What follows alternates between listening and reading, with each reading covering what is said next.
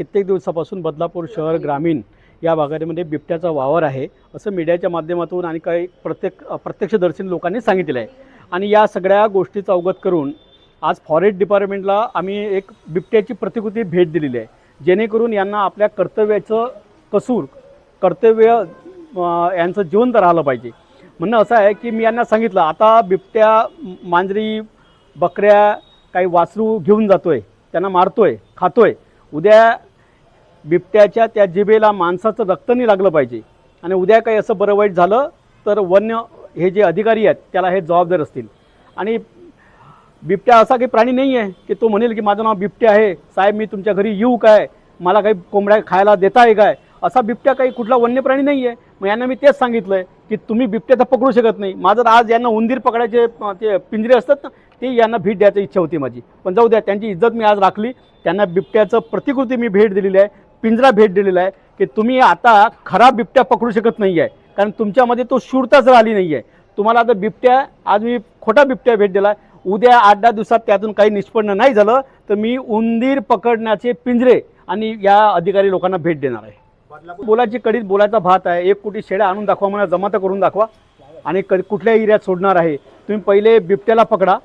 जुन्नर पुणे जिल्ह्यामध्ये बिबट्या पकडणं चालू आहेत, पण दुर्दैवाची गोष्ट एवढीच आहे की माझ्या बदलापूर शहर आणि बदलापूर ग्रामीणमध्ये जे बिबट्या दर्शन होते, लोक फक्त दर्शन घेत आहेत आणि त्या दर्शनाला मोठा पाठिंबा या वन विभागाचा आहे। ही बिबट्या पकडण्याची यांच्यामध्ये हिंमत नाही काय, लोक भीतीने कासावीस झालेले आहेत। संध्याकाळी 6 नंतर विद्यार्थी मुलं जे असतात ते ट्युशन त्यांचे बंद झालेले आहेत। आजी आजोबा आपल्या नातवाला जे गार्डनमध्ये खेळासाठी घेऊन जातात ते संध्याकाळनंतर ते बंद झालेले आहेत।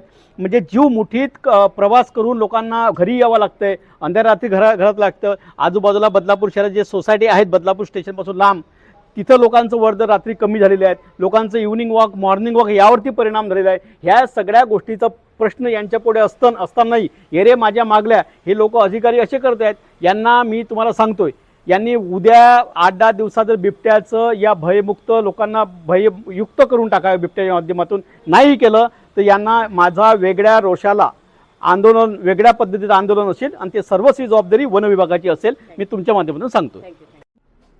सध्या जे काही आपल्या कंप्लेंट किंवा आपल्या वारंवार प्राप्त होत आहे त्या अनुषंगाने आपण वरिष्ठ कार्यालयाला इथलची परिस्थिती वारंवार आमचे क्षेत्रीय कर्मचारी अधिकारी आहेत ते पोहोचवत आहेत। पेट्रोलिंग चालू आहे, अवेअरनेस प्रोग्राम चालू आहेत, पिंजरा बसवण्याची कार्यवाहीसाठी आपण प्रोसीड केलेलं आहे। आपल्याला काही लिमिटेशन्स आहेत, जसं की आपल्याला कायद्याची काही चौकट आहे, सेंट्रल गव्हर्नमेंटचा ॲक्ट आहे, बिबट हा शेड्यूल 1 मध्ये येतो, म्हणून आम्ही आमच्या स्तरावर इथं कार्यवाही नाही करू शकत, आम्हाला वरिष्ठ कार्यालयाकडून याची परवानगी घ्यावी लागते। त्याच्यासाठी आम्ही आमच्या स्तरावर आमचे बेस्ट प्रयत्न करतो आहे आणि आज इव्हन ह्याच प्रॉब्लेमला टॅकल करण्यासाठी मी आली आहे।